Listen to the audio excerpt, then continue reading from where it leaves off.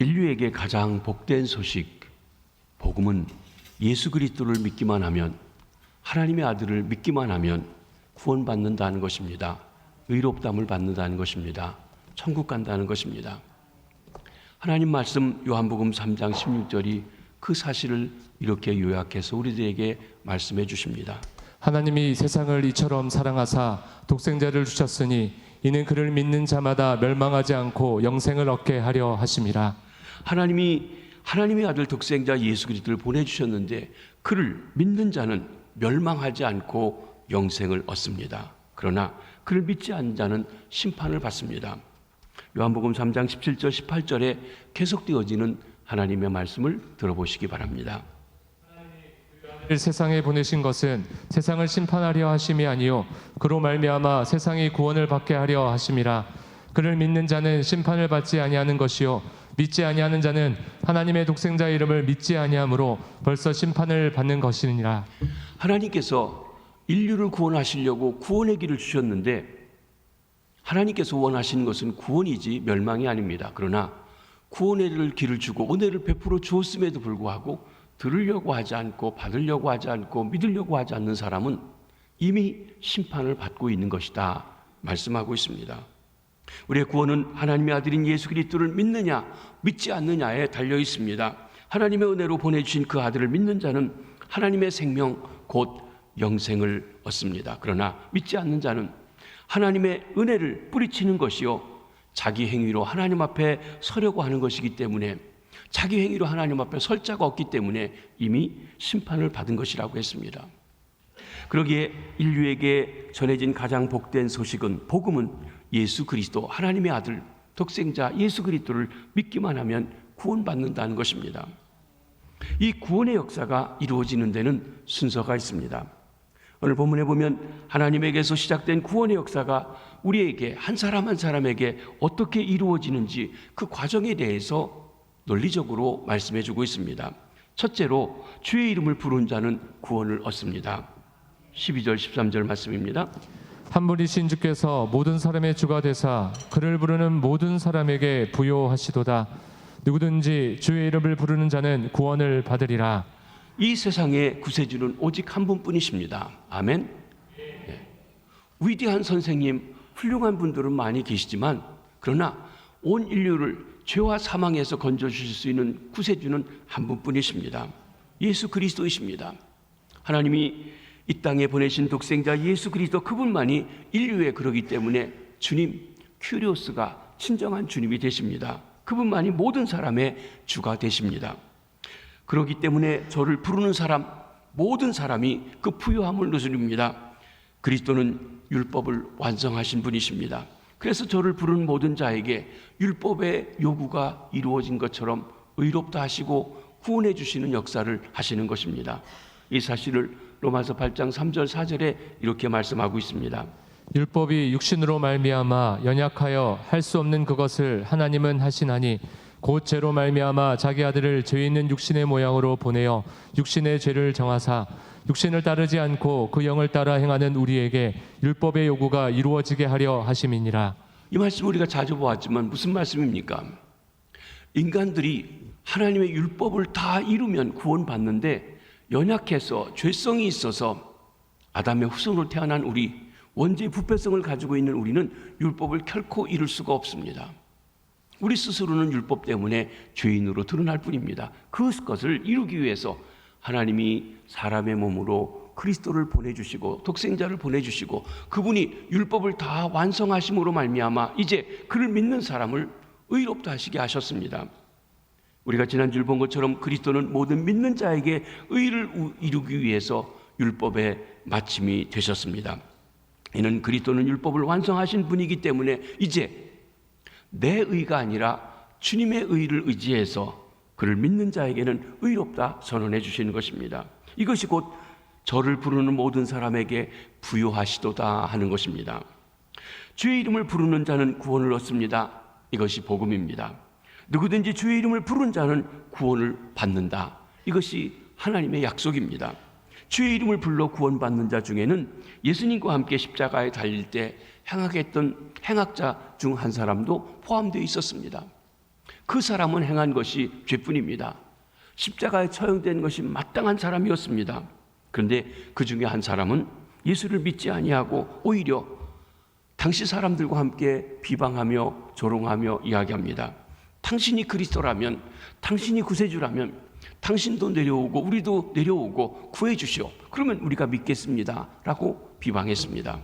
그러나 또 한쪽에 있는 이 행악자는 같이 십자가에 달리는 그 모든 과정 속에서 볼 때 이분은 자기들과 같은 분이 아니라는 것을 알았습니다. 믿어졌습니다. 그래서 그 이름을 부르며 이렇게 고백합니다. 예수여, 당신의 나라에 이를 때 나를 기억하옵소서. 바로 그때 예수님께서 그 이름을 부르는 그 행악자에게 이렇게 말씀하십니다. 내가 진실로 내게 이르노니 오늘 내가 나와 함께 낙원에 이르리라. 이는 그의 부요함을 주신 것입니다. 이는 구원을 선포해 주신 것입니다. 행악자, 죽어마땅한 그가 그 순간에 의롭다함을 얻게 된 것입니다. 그렇습니다. 누구든지 비록 행악자라 할지라도 주의 이름을 부른 자는 구원을 얻습니다. 이 복음을 믿으시기를 바랍니다. 두 번째, 믿어야 그 이름을 부를 수가 있습니다. 14절에 보면 그런즉 그들이 믿지 아니하는 이를 어찌 부르리요. 그렇죠. 우리가 믿어지지 않는데 어떻게 그 이름을 부를 수 있겠습니까? 이를 구체적으로 9절 10절에 이렇게 말씀해 주십니다.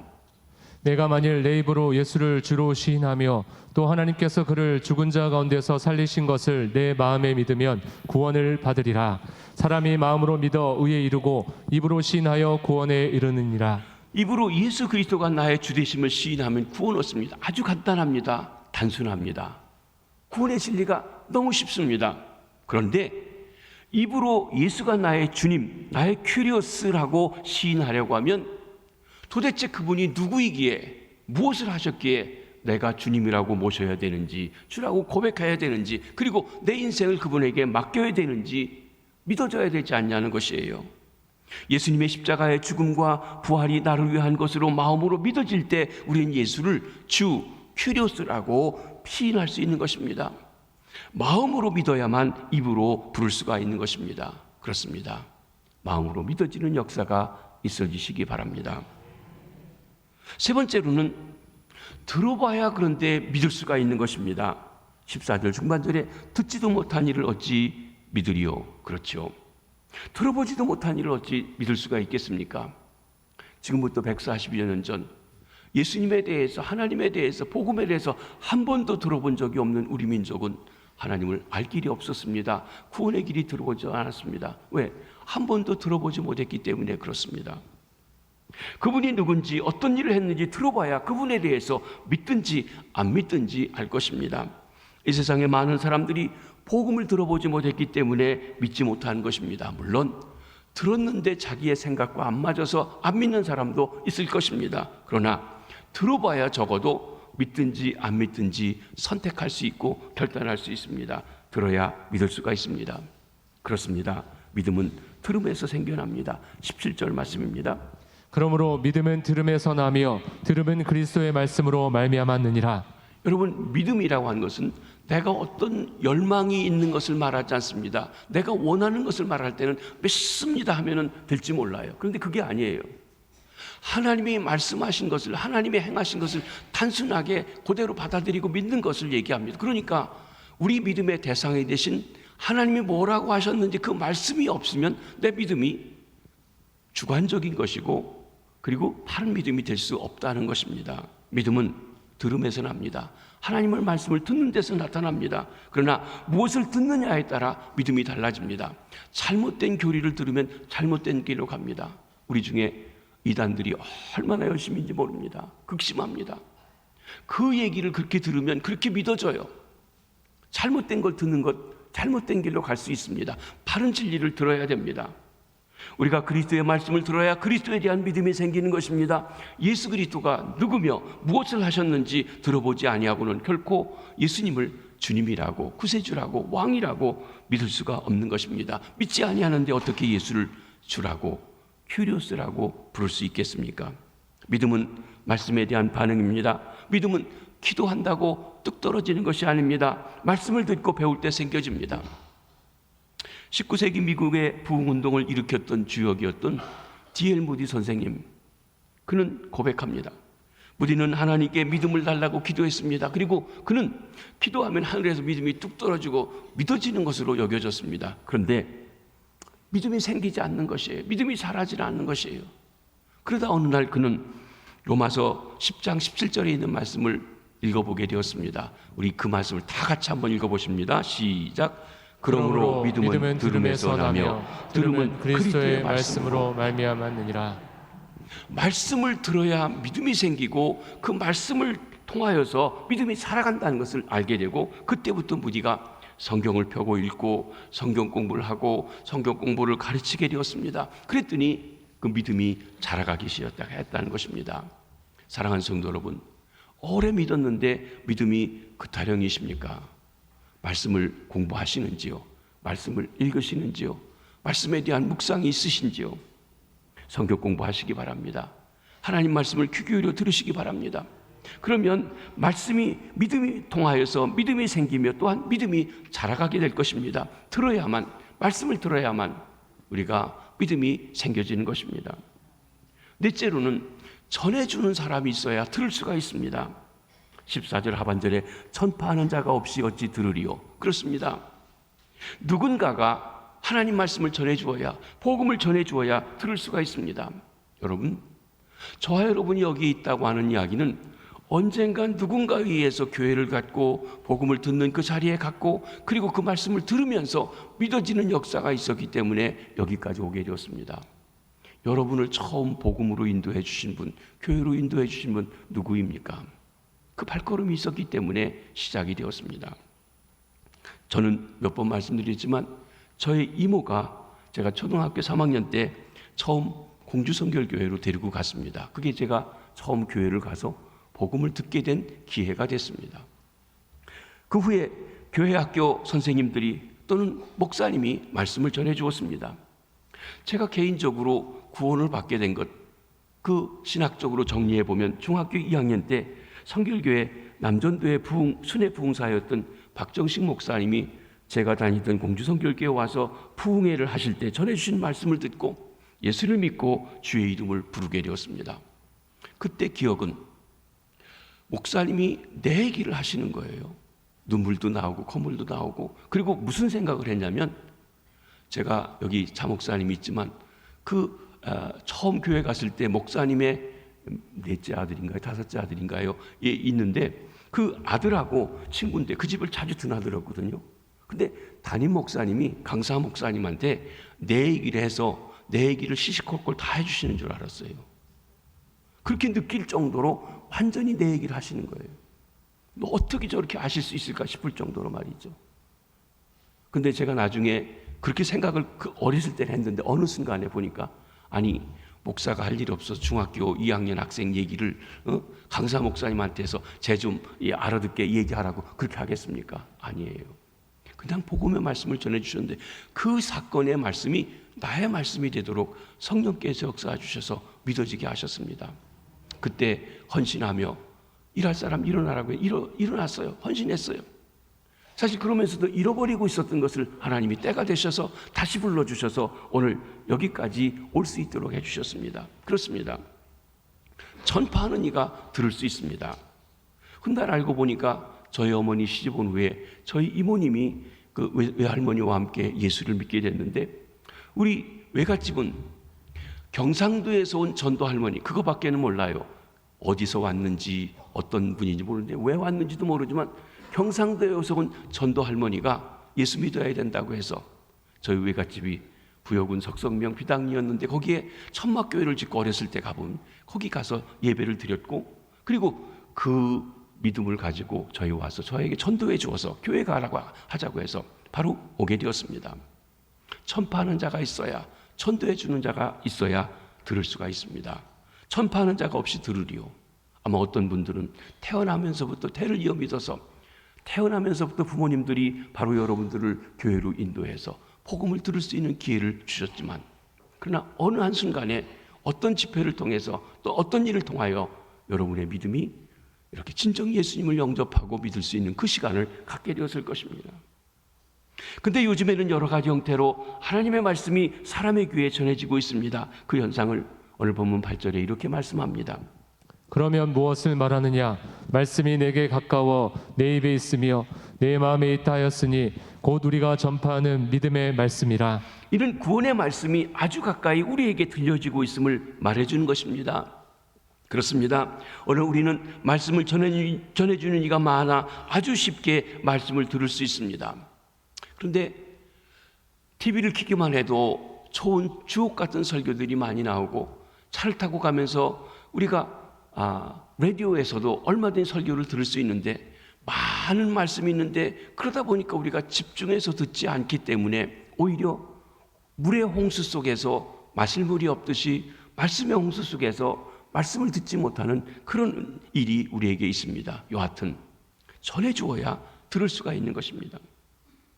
다섯째로, 보내심을 받아야 전파할 수 있습니다. 15절 상반절에 보내심을 받지 아니하였으면 어찌 전파하리요. 사람이 스스로 말씀을 전파할 수는 없습니다. 하나님께서 그 사람을 말씀 전하는 자로 부르시고 보내셔야만 그들이 나가서 복음을 전파할 수 있습니다. 그런데 하나님께 최초로 보내심을 받은 사람은 다른 분이 아니라 우리 주님 예수 그리스도이십니다. 하나님이 세상을 극진히 사랑하셔서 그 아들 예수 그리스도를 보내주셨습니다. 그가 하나님의 말씀을, 하나님의 뜻을, 하나님의 계획을 전파하셨습니다. 이루어 주셨습니다.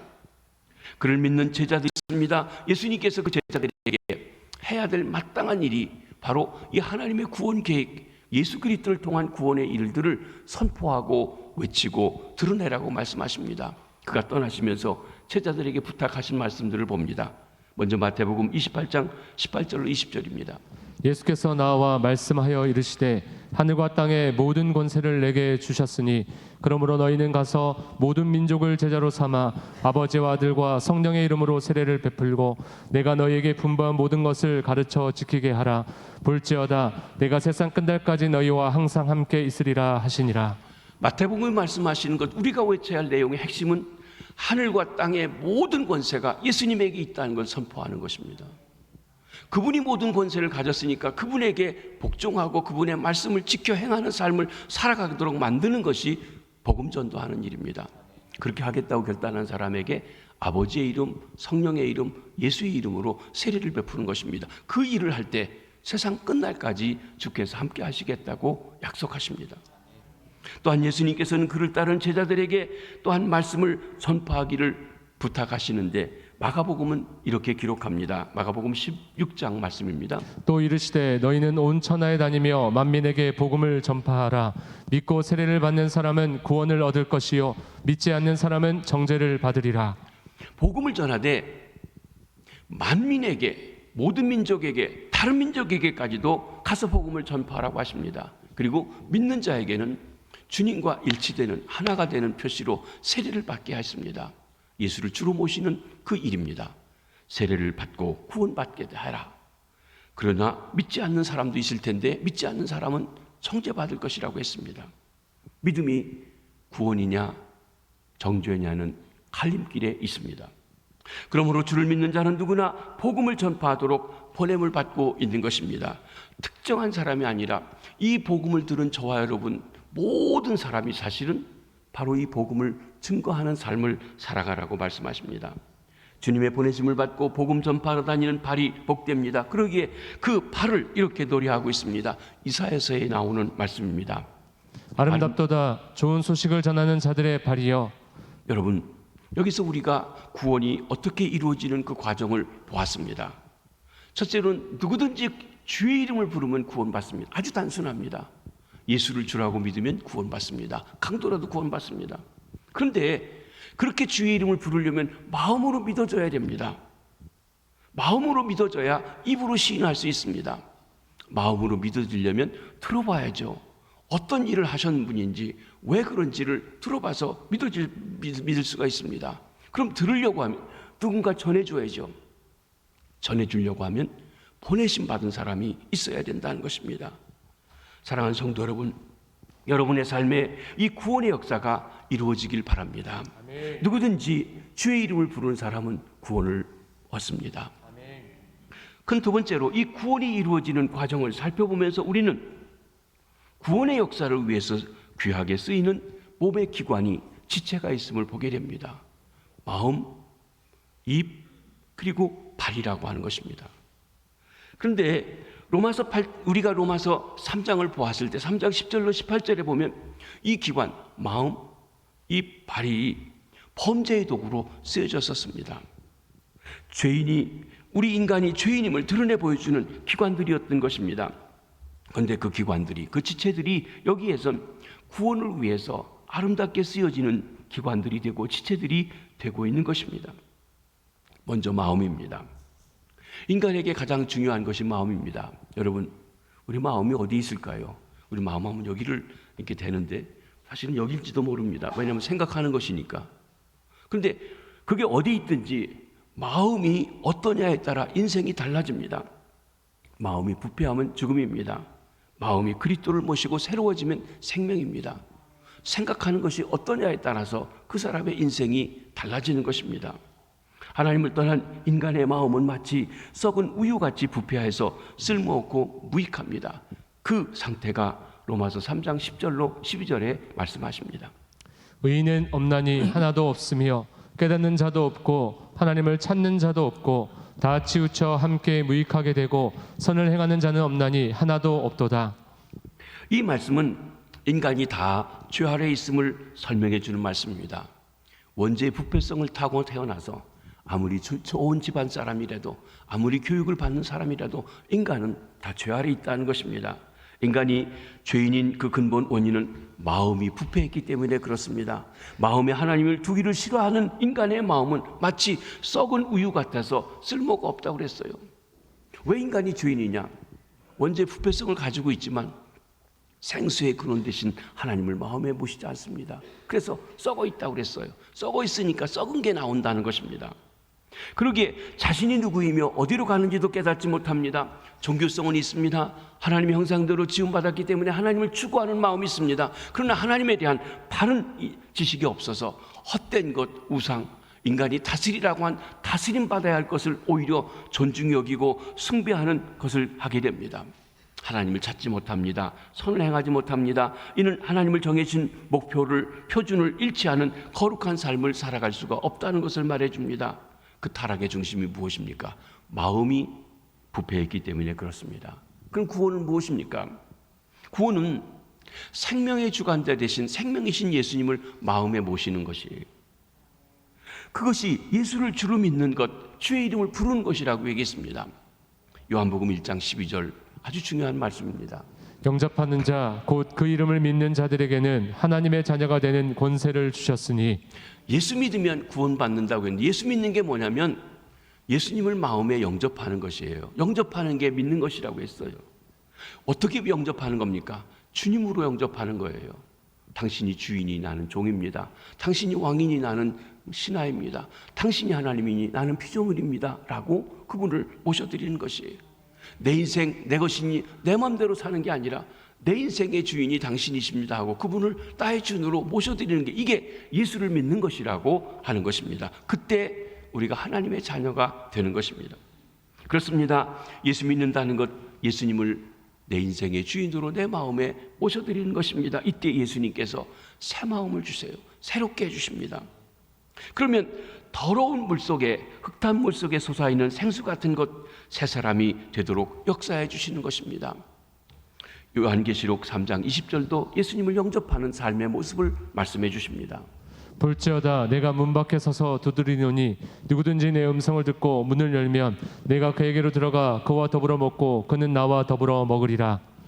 예수 믿는 게 영접하는 거라면 영접하는 건 어떤 모습입니까? 요한이 이렇게 설명합니다. 주님께서 문 밖에서 문을 두드리세요.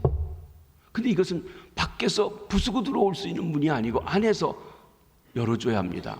하나님의 형상대로 하나님의 인격대로 지음받은 인간이 그 음성을 듣고 문을 열어줄까 안 열어줄까 우리가 해야 됩니다. 마치 우리 집에 누가 와서 초인종을 누르는지 보니까 열어줘도 될 사람인지 아니면 열어주면 큰일 날 사람인지 해서 열어주든 안 열어주든 결정하듯이 결정해야 됩니다. 그런데 만약에 주의 음성을 듣고 문을 열면 주님께서 우리 인생에 들어와서 우리와 함께 먹고 마신다는 거예요. 아멘. 여러분, 우리와 함께 먹고 마시는 사람이 누구입니까? 같은 생명을 나눈 식구들입니다. 식구들과 함께 먹고 마셔요. 주님이 내 인생에 혼자 놔두시지 않고 주인이 되셔서 함께 먹고 마시며 주의 생명으로 함께 하시는 그 삶을 말씀해 주고 있는 것입니다. 그리스도를 주님으로 모시고 그분과 함께 먹고 마시는 삶, 그것이 영생이요 천국 생활입니다. 이러한 면을 오늘 본문은 뭐라고 설명합니까? 본문 8절 말씀입니다.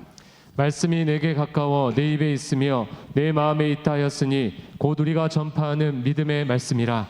말씀이 믿음에 있습니다. 그렇기 때문에 우리가 믿음을 가지려고 할 때는 말씀을 가져야 합니다. 9절에 보면 또 하나님께서 그를 죽은 자 가운데 살리신 것을 내 마음에 믿으면 구원을 받으리라. 예수 그리스도의 십자가의 죽음, 예수 그리스도의 부활, 이것이 인류의 가장 중요한 문제를 해결해 주신 것인데 그 사건이 마음으로 믿어지면 구원 얻는다는 것이에요. 10절에 보면 사람의 마음으로 믿어 의에 이르고, 내가 마음에서 이 사실을 믿고 그리고 인정하게 될 때 하나님께서 그 사실을 의롭다고 하시고 하나님과 바른 관계에 놓아주시는 것입니다. 나아가 11절에 누구든지 그를 마음으로 믿는 자는 부끄러움을 당하지 아니하리라. 마음으로 믿어야 합니다. 마음에 예수님을 모셔야 합니다. 그때 그 사람을 하나님께서 인정하시고 나는 너를 모른다, 부끄럽지 않게 맞이해 주신다고 한 것입니다. 우리 마음 깊숙한 곳에 예수 그리스도를 아는, 믿어지는, 그리고 영접하는 귀한 은혜가 있어 구원의 역사가 함께 하시는 줄 믿습니다. 두 번째는 입입니다. 인간의 마음에 있는 것은 입을 통해 나타납니다. 그러므로 입술의 말을 통해서 그 마음을 합니다. 그가 말하는 것이 그가 어떤 생각이 있는지, 어떤 마음을 가졌는지를 알게 해준다는 것이에요.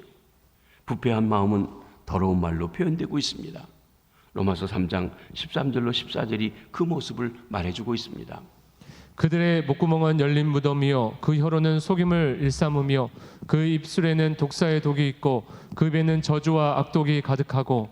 여러분, 사도 바울 선생님께서 우리 말이 이루어지고 있는 통로에 대해서 말해주고 있는데 잘 보시기 바랍니다. 우리 말은 먼저 목구멍에서 시작합니다. 그래서 혀, 입술, 입순으로 말이 나온다고 했습니다. 바울 사도는 마음에 있는 생각이 목구멍을 통해서 입으로 말이 되어 나오는 과정을 말해주고 있습니다. 여기 목구멍을 열린 무덤이라고 했어요. 저 무덤이 있는데 무덤 들어가는 굴인데 무덤이 열려 있어요. 그러면 무덤은 어디입니까? 마음이에요. 마음이 무덤이에요. 이 속에 시체가 있어요. 썩어 있어요. 시체가 썩어 있으면 이 구멍으로 나오는 것이 썩은 것이 나온다는 거예요. 왜 더러운 말이 나오냐? 마음이 썩어 있으니까, 생각이 썩어 있으니까, 생각이 있는 게 나온다는 거예요. 그렇습니다. 그 무덤이 마음을 가리킵니다. 하나님 보시기에 인간의 마음은 그 속에서 시체가 썩은 무덤과 다를 바가 없는 것입니다. 그리고 그 부패한 마음에서 악하고 더러운 말이 목구멍을 통해서 입으로 나오는 것입니다. 어떤 말이 있습니까? 음란하고 더러운 말, 독사의 독 같은 저주의 말, 한심한 말, 짜증과 미움의 말, 시기와 불평, 그리고 중상의 말들, 이 모든 것이 열린 무덤에서 흘러나온다는 것입니다. 그것이 내 마음의 상태예요. 어떤 말을 하느냐가 그 사람의 마음 상태를 보여주고 있다는 것입니다. 이 말들을 통해서 볼 때 우리는 의인은 한 사람도 없습니다. 다 죄 아래 있습니다. 그럼 구원은 무엇입니까? 구원받아 주님이 내 마음에 계시면 제일 먼저 나타나는 것이 말의 변화를 가져온다고 했습니다. 새 마음이 새 말을 하게 되는 것입니다. 여러분, 초대교회를 보십니다. 오순절에 성령이 강림하시자 제일 먼저 나타난 현상이 뭐냐면 말의 변화입니다. 방언을 하게 되었습니다. 그런데 이 방언은 랄랄랄랄랄라 하는 그 방언이 아니라 사람들이 알아듣는 말인데 그들이 새로운 말을 하게 됐어요. 그 말 속에서 15지역에서 온 사람들이 다 알아들을 수 있게 됐습니다. 말이 알아들은 거예요. 오늘날에는요, 가정에서도 똑같은 말을 하는데 말을 알아듣지 못해요. 교회에서 똑같은 말을 하는데 말을 알아듣지 못해요. 왜 그렇습니까? 마음이 딴 데가 있어요. 마음에 예수님이 계시면, 마음에 성령님이 역사하면 하나밖에 될 수가 없어요. 왜 그러냐면 성령의 말을 하니까, 그리스도의 말을 하니까. 그런데 그리스도의 말을 하지 않고 각각의 말을 하니까 각각의 말이 서로가 각각 다르다는 것입니다. 혼돈하다는 것입니다. 성령이 임하시면 말이 변합니다. 예수님이 내 마음의 주인이시면 말이 새로워지지 않을 수가 없습니다. 이런 면을 본문이 보여주고 있습니다. 8절에 보면 말씀이 내게 가까워 내 입에 있으며 입으로 주의 말씀을 말하게 된다고 했습니다. 또 9절에 보면 내 입으로 예수를 주로 시인하며 입으로 예수를 고백합니다. 10절에 보면 사람이 입으로 시인하여 구원에 이르고 내 입이 예수를 시인하는 것 구원의 증거입니다. 12절에 보면 한 분이신 주께서 모든 사람의 주가 되사 그를 입으로 부르는 모든 사람에게 부유하시도다 그랬습니다. 입으로 부르고 찬양함으로 부유함을 누린다고 했습니다. 13절에 누구든지 주의 이름을 부른 자는 구원을 받으리라. 아멘. 주의 입으로 주의 이름을 부르고 입으로 예수를 주라고 고백해야 되는 것입니다. 거기에 구원이 있습니다. 거기에 부요함이 있습니다. 그리고 입으로 예수를 주라고 한다는 이야기는 우리가 말과 행동이 예수님 중심으로 예수님이 주인인 것을 펼쳐라고 했습니다. 거기에 하나가 됨이 있고 하늘나라가 이루어지게 되는 것입니다.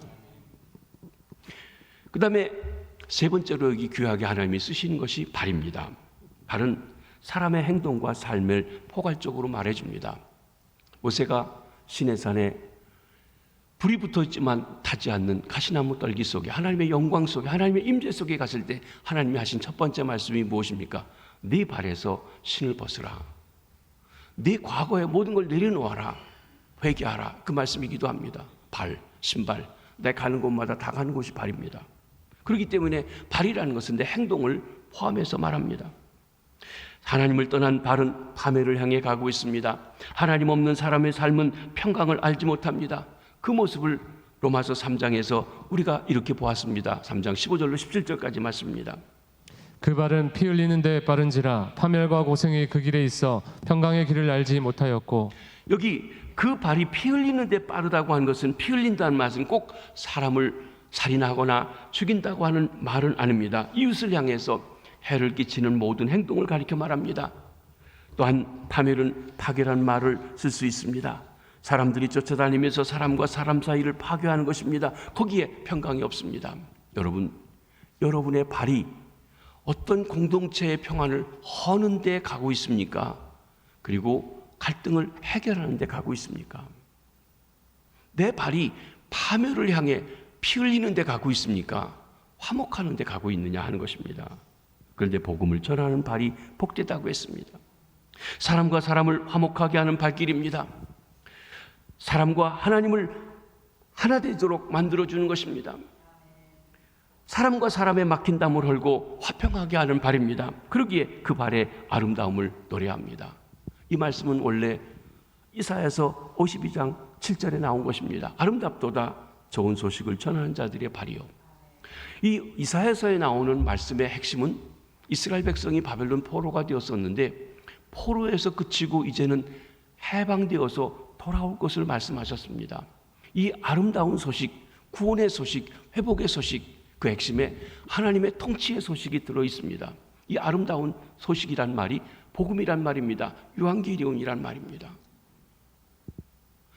그 복음의 아름다운 소식의 가장 큰 아름다운 소식, 예수 그리스도를 통하여 구원받고 예수 그리스도를 통하여 하나님 우리를 다스려 주시는 삶을 산다는 것입니다. 구원이 있다는 것입니다. 그렇기 때문에 그 소식을 전하는 것이 그것 같습니다. 그래서 여기 사도 바울은 이사야서에 있는 말씀을 본문에 그대로 인용하고 있습니다.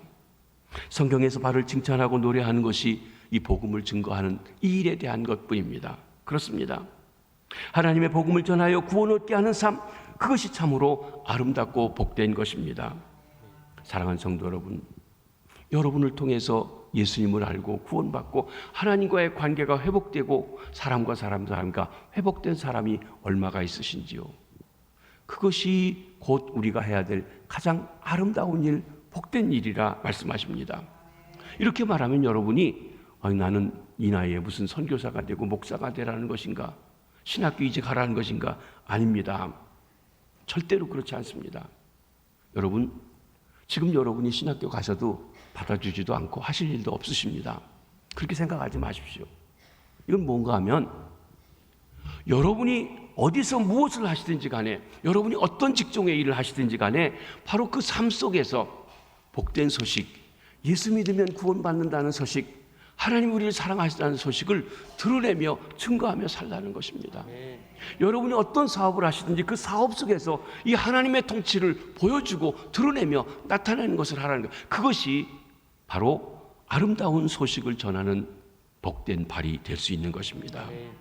아름답고 아름답도다 좋은 소식을 전하는 발이요 하고 노래하는 것입니다. 그런 발들이 다 되시기를 바랍니다. 말씀을 정리합니다. 사랑하는 성도 여러분, 우리 사람들에게 있는 마음과 입과 발은 아주 중요한 기관입니다.